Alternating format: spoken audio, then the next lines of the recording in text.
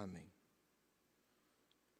Meus irmãos, como nós temos conversado aqui, o apóstolo Paulo está preso, e nós vimos aqui que o apóstolo Paulo não olha para o passado com mágoa. No versículo 12 ele diz que quero vos cientificar que as coisas que me aconteceram contribuíram para o progresso do Evangelho. Então Paulo olha para tudo aquilo que aconteceu, que o levou até a prisão. Paulo não sente mágoa, não sente tristeza e nem rancor. Pelo contrário, ele não se arrepende de ter ido até Jerusalém, sabendo que seria preso. Ele não se arrepende de ter pedido a Agripa e a Festo para ser julgado em Roma, mesmo não tendo certeza do que iria acontecer com ele. Ele não se arrepende dessas coisas, mas Paulo olha para o presente com alegria, vendo então que o Evangelho está alcançando as pessoas ali em Roma. Paulo olha para o futuro com uma gloriosa certeza. Vivendo ou morrendo, ele continuará exercendo o seu chamado para a glória de Deus. Vamos ver então como Paulo define essas expectativas que ele tem. Quais são as esperanças que Paulo tem? Como são essas expectativas quando elas estão no centro da vida como um todo? No centro ali daquilo que nós esperamos de fato que venha acontecer. A primeira expectativa e esperança que Paulo tem fica muito claro para nós aqui no versículo 20. Ele diz: a minha grande expectativa e esperança é que jamais seja envergonhado. Paulo, na verdade, ele tinha uma esperança de ser encontrado fiel, de ser encontrado fiel à palavra, fiel a Deus, fiel com suas ações, fiel com seu comportamento. Paulo está preso, sobre ele pesam fortes acusações. Nos primeiros séculos, os cristãos foram acusados de várias coisas. Entre elas, eles foram acusados de canibalismo, porque falavam: olha, como assim comendo o corpo e o sangue do mestre deles? Também foram acusados de licencialismo, foram acusados de incendiários, quando Nero toca fogo em Roma e fica olhando, observando da torre do teu palácio. A culpa recai sobre os judeus, principalmente sobre os cristãos. Mas uma coisa que levou Paulo à morte é porque Paulo era o grande líder dos cristãos. Só que os cristãos não se dobravam ao imperador. Existia uma palavra que chamavam de Senhor, a palavra Quírios. E quando se via, eles falavam que o imperador era Quírios, era o Senhor. Os cristãos não. Os cristãos diziam: Cristo é Quírios, Cristo é o Senhor. O pedido de Paulo de não ser encontrado envergonhado, de ser encontrado fiel, é para que Deus lhe dê força, que ele continue agindo com essa mesma atitude, mesmo preso, mesmo passando necessidades, mesmo passando por tantas dificuldades, mesmo dependendo do que viria para comer, senão ele não comeria. Mas mesmo assim, Paulo não queria ser encontrado jamais envergonhado. O pedido de Paulo é para que Paulo não venha retroceder. Paulo não olhe para trás e fale: olha como era bom aquele tempo, vou parar aqui. Não, mas o pedido de Paulo é pela sustentação de Deus, para que ele se mantenha firme, forte, mesmo diante do improvável que iria acontecer, que ele nem sabia, mas ele não queria ser envergonhado. A preocupação motriz de Paulo não era ser liberto da prisão, nem mesmo se ele fosse morrer, mas a sua expectativa, a sua esperança era que ele não fizesse nada do que um dia viria a se envergonhar no encontro com Jesus Cristo. Esse era o desejo de Paulo. Para que quando ele encontrasse Cristo, ele pudesse olhar para Cristo e não se sentir envergonhado porque retrocedeu na jornada. E um dia, meus irmãos, um dia nós também vamos nos encontrar com o Senhor Jesus. Sim, é verdade. Talvez isso não faça muito sentido para muitos cristãos hoje. Mas um dia Jesus vai voltar, seja de forma coletiva para toda a sua igreja, ou seja de forma individual. Mas fato é que Jesus vai voltar.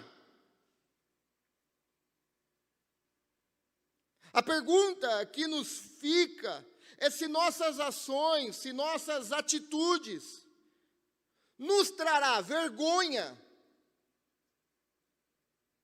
Nos encontraremos envergonhados nesse encontro em que a igreja diz: Maranata, ora vem, Senhor Jesus. O pedido de Paulo é para que ele, não é uma vergonha de não ser condenado, entenda bem. Porque talvez, se fosse eu, Deus, não deixa eu ser envergonhado. Deixa eu sair daqui de cabeça erguida, sair diante dos soldados e cantando: quão grande és tu, ó Robert. O pedido de Paulo não é esse. O pedido de Paulo não é para não ser humilhado. Mas o pedido de Paulo é para que ele não venha retroceder, mesmo diante de um julgamento, não tendo álibi para condená-lo, mas mesmo assim, ele não iria retroceder no seu chamado. Na verdade, Paulo, e eu espero que vocês e eu também, desejo é ouvir aquela voz mansa e suave dizendo: servo bom e fiel, foste fiel no pouco, foste fiel nas tribulações, foste fiel na escassez, foste fiel nas necessidades, foste fiel em tantas coisas, servo bom e fiel. Entre agora para o reino bendito do meu Pai. O pedido de Paulo é para isso.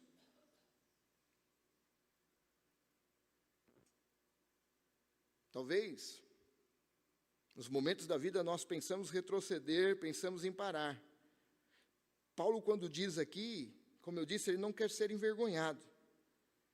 Não por causa do julgamento, mas pela vergonha de negar o nome de Jesus Cristo, retrocedendo e olhando para trás. Que este mesmo sentimento do apóstolo Paulo, em nome de Cristo Jesus, venha também adentrar ao nosso coração, diante das dificuldades, das dores. Que esse sentimento venha diante de nós e pedir: Senhor, mesmo que eu seja envergonhado diante dos homens, me mantenha firme, em pé, para que eu não seja envergonhado diante do Senhor. Senhor, mesmo que eu seja humilhado diante dos homens, mas que o Senhor me mantenha firme, em pé, para que eu não seja humilhado diante de Ti, ó Deus. Esse deve ser o nosso pedido. A segunda expectativa e esperança de Paulo é que ele continue trabalhando para a expansão do reino. Veja bem, Paulo não quer retroceder. Ao contrário disso, Paulo quer seguir avançando, ganhando território, ocupando a área do inimigo. Ele diz: minha grande expectativa e esperança é que eu jamais seja envergonhado, mas que continue a trabalhar corajosamente como sempre fiz. Que continue a trabalhar corajosamente como sempre fiz. Constância. O problema não é quando você começa, porque começar todo mundo começa com vigor. O negócio é como você termina. Começar a maratona, muitos começam. Mas nem todos chegam lá no final. Paulo diz que, olha, que eu continue a trabalhar corajosamente como sempre fiz. O desejo de Paulo é dar frutos na obra do Senhor. Mesmo que isso custe a vida dele. Quando ele diz lá em 2 Timóteo que já está sendo oferecido por libação, libação era um sacrifício em adoração a Deus. Ele está dizendo o quê? Ele está dizendo, Roma está pensando que está tirando a minha vida. Mas eles não estão tirando. Na verdade, a minha vida é um sacrifício para glorificar o teu nome. Ele diz, olha, eu não sou prisioneiro de Nero. Não, eu sou servo, escravo e prisioneiro de Cristo. Eles podem pensar que eu sou prisioneiro deles, mas eu não sou. Eu estou preso em Cristo e com Cristo. O desejo de Paulo é dar frutos na obra de Deus, mesmo que isso custe a vida dele. Ele tem uma missão da igreja, levar as pessoas a um relacionamento crescente com Jesus, com meus dons, com meus talentos, com meu tempo. O desejo de Paulo é esse, irmãos, de fazer a obra de Deus cada vez mais, continuar fazendo como ele já fazia. Trabalhar na obra de Deus para, de alguma forma, por meio do teu trabalho, as pessoas venham se achegar perto de Cristo, é o seu desejo esse? Receber a pessoa lá fora, através da sua recepção, pessoas se acheguem a Cristo. Receber lá no estacionamento, com um bem-vindo, um abraço, você é importante. Você está servindo a igreja local, você está dando fruto. Dando fruto. Esse era o desejo de Paulo. Será que esses são os nossos desejos, de levar pessoas mais perto de Cristo? De Cristo. Terceira e última, Paulo tinha expectativa e esperança de honrar e glorificar a Cristo por meio da sua vida. A vida de Paulo era para glorificar a Deus. Minha grande expectativa e esperança é que eu jamais seja envergonhado, mas que continue a trabalhar corajosamente como sempre fiz, de modo que Cristo seja honrado por meu intermédio, quer eu viva, quer eu morra. Quais são as suas metas mais cobiçadas? Quais são os seus desejos mais cobiçados?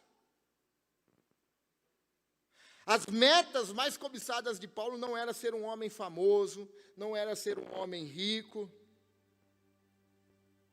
Essa semana dando aula, eu fiz a semana inteira um trabalho de projeto de vida. E os alunos tudo perguntando assim, eu quero ser rico. Tá, mas o que você vai fazer para ser rico? Então nós vamos fazer esse trabalho. Todo mundo quer ser rico.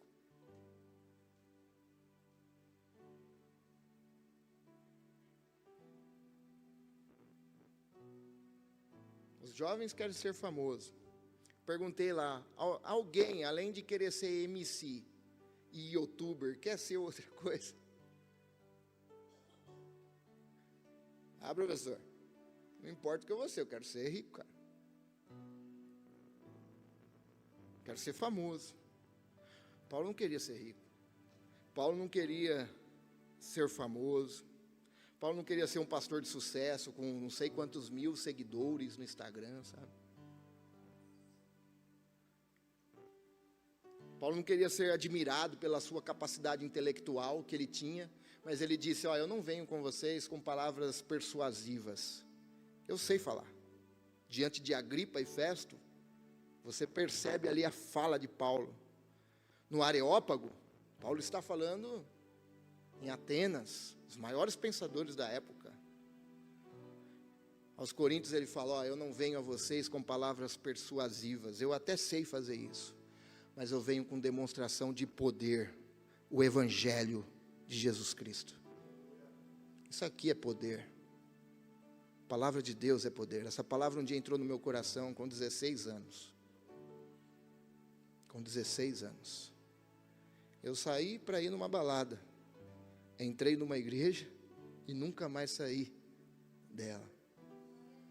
Esse evangelho é poder. Esse evangelho entrou dentro da minha casa. Transformou meu pai, transformou minha mãe. Fizeram meu pai e minha mãe casar 2 vezes. Veja bem. Minha mãe separou do meu pai quando eu era criança. Anos depois, eles voltaram. E aí vieram para a igreja. Tiveram que casar para batizar. Casa-se de novo. Minha mãe sempre dizia: errei 2 vezes, mas não tem volta. Esse evangelho é poder. Paulo poderia ir com palavras de persuasão, encurralar, prometer um monte de coisa.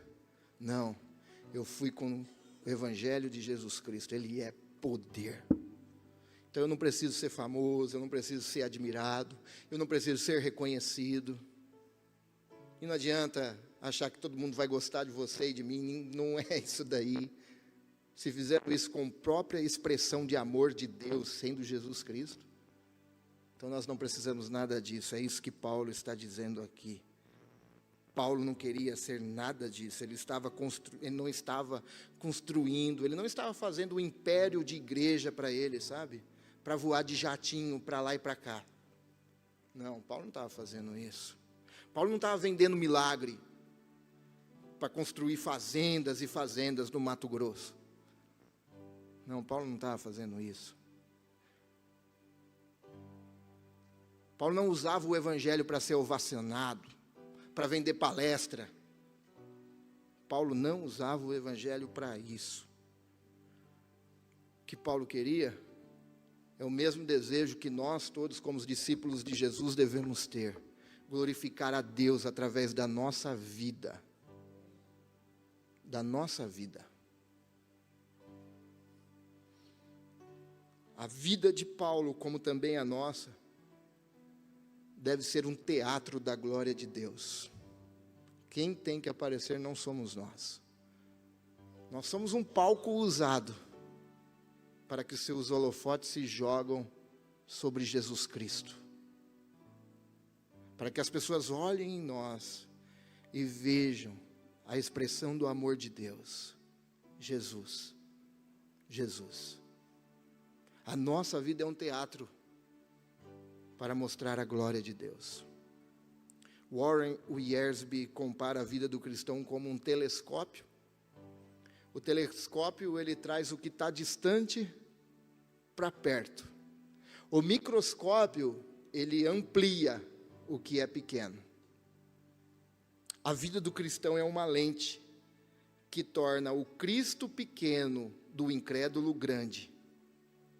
A vida do cristão é um telescópio que torna o Cristo longe do incrédulo um Cristo próximo e pessoal. A nossa vida é para a glória de Deus.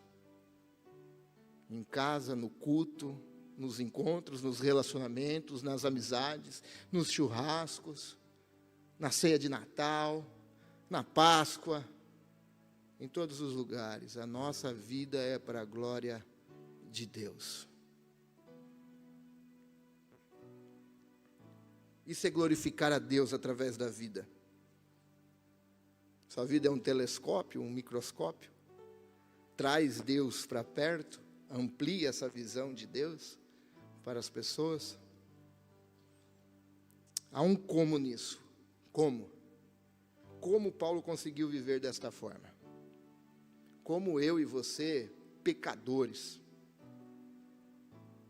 miseráveis nós somos, pecadores, errantes, cheios de mazela.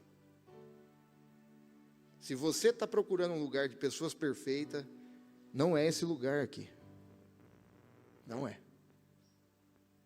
Se você está procurando um lugar com a pessoa perfeita, Cristo está aqui. A pessoa perfeita.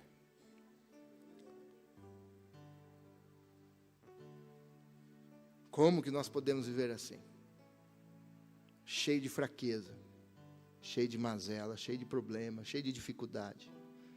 Problema no relacionamento, às vezes problema no casamento, às vezes problema na educação dos filhos, problema no trabalho, problema na escola, problema na igreja. Na igreja.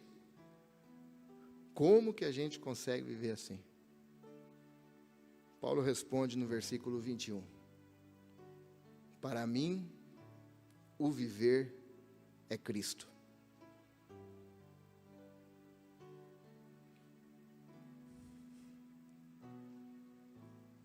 Para mim, o viver é Cristo. A vida é Cristo. Toda a minha vida.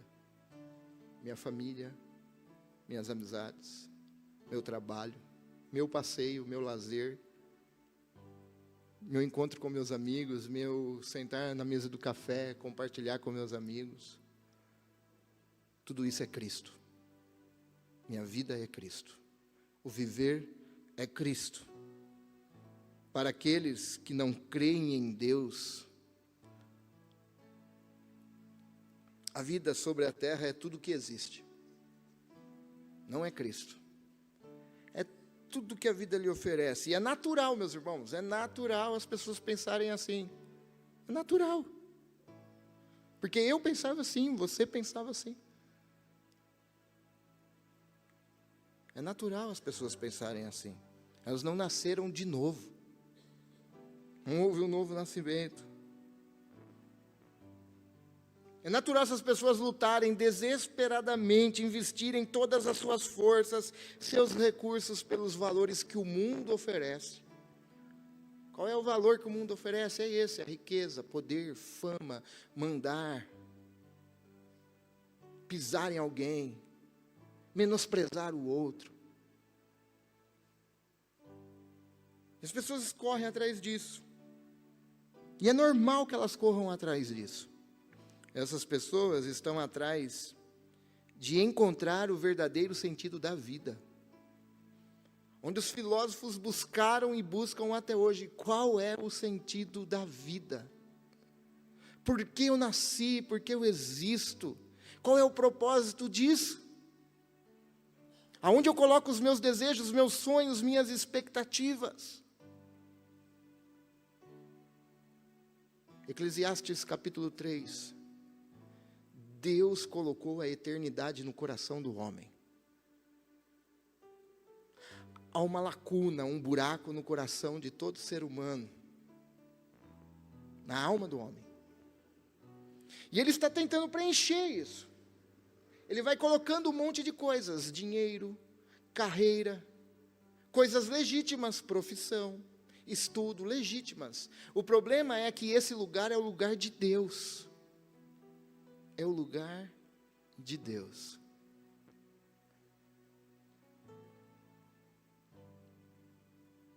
Então, nesse lugar, você pode colocar um monte de coisa, mas nunca vai tapar esse buraco do tamanho exato. Me falha a memória do nome de um filósofo cristão que combateu Descartes. E eu esqueci o nome dele agora, mas ele fala que Deus, pejorativo, né? Deus é do tamanho do buraco do coração do homem. Querendo expressar o quê? Que toda a satisfação do homem, ao mesmo tempo que dá um sentido de pequeno, há um sentido de pleno, que toda plenitude será encontrada somente em Deus. Quando essa peça do quebra-cabeça se encaixar no coração do homem. Sabe o que mais me assusta?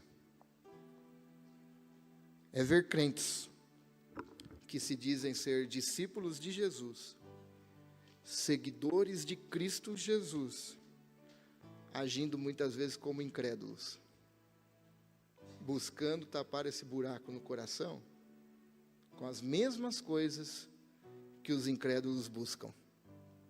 É isso que mais me assusta. Mateus capítulo 6, versículo 31. Não se preocupem, dizendo, o que vamos comer? O que vamos beber? O que vamos vestir? Essas coisas ocupam os pensamentos dos incrédulos.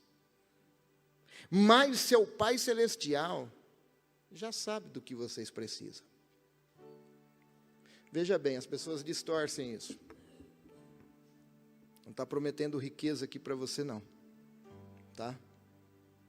Não está prometendo para você chegar lá e é o sítio, é a fazenda, Deus abençoa você, te dá o trabalho, você vai ter saúde, Vai conseguir tudo isso daí, se preparar, estudar. Jovens, estudem, estudem, jovens. É necessário isso. Estudem. Mas não é isso que ele está prometendo. Ele está prometendo o quê? O necessário para você, Deus vai sempre prover. Deus vai sempre prover. Busque em primeiro lugar o reino de Deus e a sua justiça.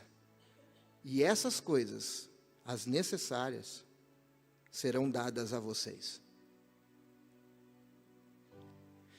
Há uma biografia do missionário John Paton, que conta quando ele decidiu partir para o campo missionário nas ilhas do Mar Sul. Um amigo dele, chamado Sr. Dixon, disse a ele: Paton, você será comido pelos antropófagos, canibais. Paton, missionário Paton, respondeu: Senhor Dick, o Senhor está avançando em idade, o Senhor está envelhecendo, o Senhor está próximo de ir para a sepultura. Sabe o que vai acontecer com você, Sr. Dixon? Os vermes vão lhe comer. Eu confesso, se eu puder viver e morrer servindo e honrando ao meu Senhor Jesus, não faz diferença para mim ser comido por canibais ou ser comido por vermes. Porque no dia da ressurreição, o meu corpo e o seu se levantará tão belo, semelhante ao de Jesus Cristo.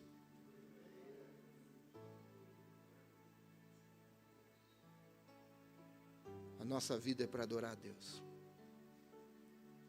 A nossa vida é para glorificar a Deus. Se isso não está acontecendo conosco, nós precisamos rever o nosso cristianismo. Nossa vida é para dar frutos. É lógico que isso não vai acontecer com você aqui no Brasil. Canibal não vai te comer, certo? Fique em paz, fica tranquilo. Mas eu estou falando de você entender que a sua vida aqui, aonde você estiver, não é para uma busca em glória. Não é para uma busca sem sentido e passageira. Deixando o Evangelho de Jesus Cristo, a glória de Deus, como secundário. Mas sim, colocando o Evangelho de Jesus no centro da nossa vida. Para a glória de Deus, quer seja onde estejamos, quer seja qualquer local que nós estivermos, que nós possamos expressar essa adoração com a nossa vida a Deus, e nada do que façamos é comparável ao que Jesus fez por nós. Havia um grande atleta famoso na Inglaterra, lembro do segundo nome dele, Haddon, e ele se converteu e foi ao campo missionário, e ele era milionário, e ele decidiu vender tudo que ele tinha para investir em missões, e dedicar a sua vida à missão. E alguns amigos dele que era atleta, falou para ele: rapaz, você está louco, vender tudo e investir tudo em missão, em breve você vai voltar, não vai ter nada. Ele disse: tudo que eu tenho não se compara ao que Cristo fez por mim. Como eu então poderei deixar de expressar a minha gratidão a Deus, que não poupou nem seu próprio filho, enviando por mim?